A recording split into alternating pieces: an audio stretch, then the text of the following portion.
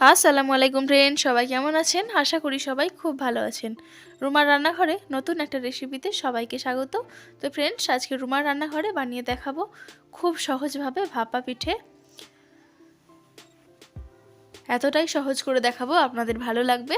তো প্রথম থেকে শেষ অবধি দেখতে থাকুন, আশা করছি আপনাদের অনেক ভালো লাগবে। তো প্রথমেই আমি এখানে পানি গরম বসিয়ে দিচ্ছি। কুসুম গরম পানি লাগবে আমার এই পিঠের জন্য। তো একটা মিক্সিং বোল আমি নিয়ে নিয়েছি আটা মেখে নেওয়ার জন্য। আর এখানে চালের গুঁড়ো আমি নিয়ে নেব, চালের আটা 1 বাটি পরিমাণ নিয়ে নিচ্ছি। এই বাটির পরিমাণটা, চালের আটার পরিমাণটা আছে 500 গ্রাম। তবে 500 গ্রাম আটার জন্য 1 চামচ পরিমাণ নুন দিয়ে দেব। তো এই পিঠের স্বাদটা কিন্তু পাওয়া যায় যদি স্বাদ মতো নুনটা ভালোভাবে দেওয়া যায়, তাহলে কিন্তু পিঠের স্বাদটা খুব ভালো লাগে খেতে। তো 1 বাটি চালের গুঁড়ার জন্য এখানে 1 চামচ পরিমাণ আমি নুন দিয়ে দিলাম। আর তারপরে দিয়ে দেব কুসুম গরম পানি। পানিটা কিন্তু একদমই ফোটানো চলবে না, কুসুম গরম পানিটা দিয়ে কিন্তু আটাটা মেখে নিতে হবে। আর আটাটা অল্প অল্প ভিজে ভিজেভাবে মেখে নিতে হবে, যাতে দলা পাকালে মুঠো করে তাহলে দলা পেকে যায়, আবার ছাড়িয়ে নিলে ঝুরঝুরে হয়ে যায়। ঠিক এরকম আপনাদের দেখাবো, দেখুন ভিজে ভিজেও আছে আবার শুকনোও আছে, ঠিক এরকম। এর থেকে বেশি কিন্তু ভেজানো চলবে না। তো একটা পাত্রে আমি এরকম চালুন নিয়ে নিয়েছি, আর একটা পাত্রের মধ্যে আমি আটাগুলো চেলেও নিয়ে নেব।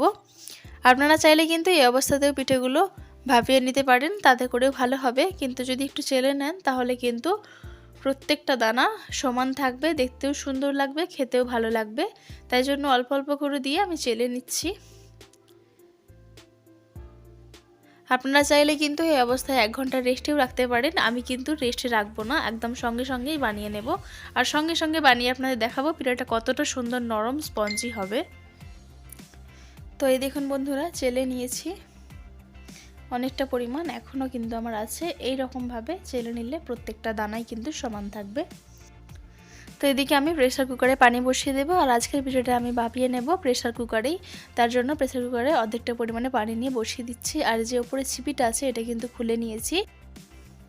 আর এই যে তেল ঢালা ফানেলগুলো হয়, সেইগুলোতে আজকের পিঠাটা আমি বানাবো। তো এই যে দেখুন, এর মধ্যে যখন বসাচ্ছি এটা কিন্তু ঠিকভাবে বসছে না, সেই জন্য আপনারা চাইলে এতে একটু দড়িয়ে বাঁধতে পারেন, আবার কাপড় দিয়েও বেঁধে নিতে পারেন। তো এই দেখুন, এইদিকে আটাটা আমার চেলে নেওয়া হয়ে গেছে। দেখাবো আটাটা কত সুন্দর ঝুরঝুরে হয়েছে। পুরো আটাটা আগে ঢেলে নিচ্ছি একটা পাত্রের মধ্যে। আর এই দেখুন, একটা চামচের মাধ্যমে দেখাচ্ছি কতটা সুন্দর ঝুরঝুরে হয়েছে। এই দেখুন, প্রত্যেকটা কোণা, প্রত্যেকটা দানা কিন্তু সমান আছে, যার জন্য এই পিঠেটার স্বাদটা কিন্তু অন্যরকম লাগে, খেতে খুবই ভালো লাগে।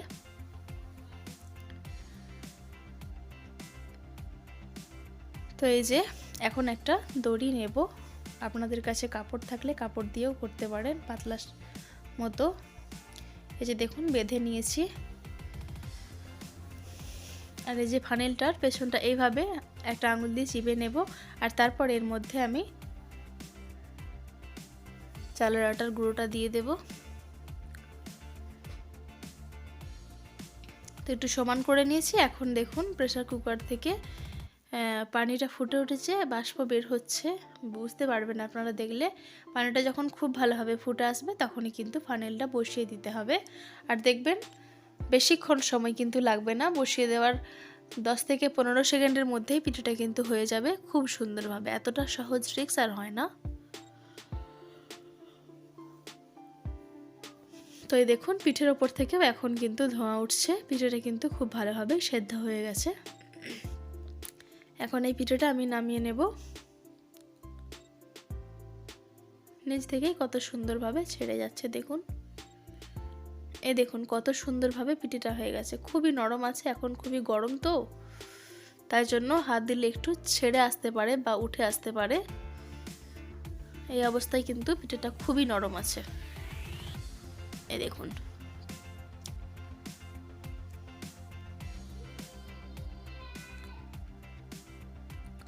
তো একইভাবে সব পিঠাগুলোই করে নেব।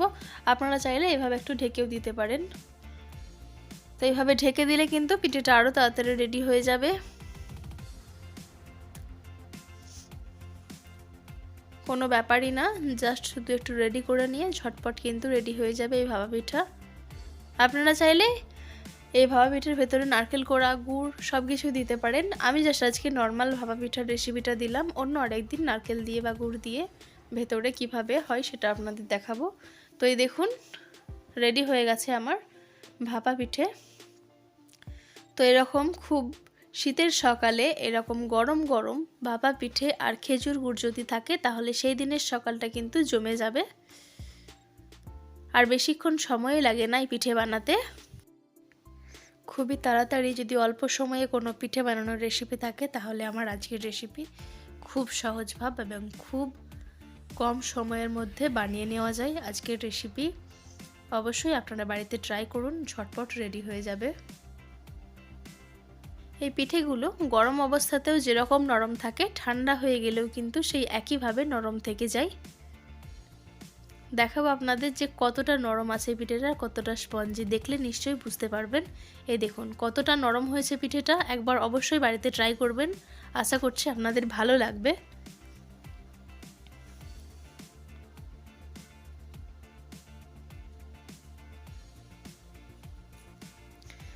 তো ফ্রেন্ডস, আমার আজকের রেসিপি এই পর্যন্তই। দেখা হচ্ছে আপনাদের সাথে পরবর্তী নতুন একটা রেসিপি নিয়ে। প্লিজ বন্ধুরা অবশ্যই আমার চ্যানেলটাকে সাবস্ক্রাইব করে নিয়ে পাশে থাকবেন। আমার ভিডিও আপনাদের কেমন লাগলো, যদি ভালো লেগে থাকে অবশ্যই একটা লাইক কমেন্ট শেয়ার করে দেবেন। আপনারা ভালো থাকবেন, সুস্থ থাকবেন, সাবধানে থাকবেন।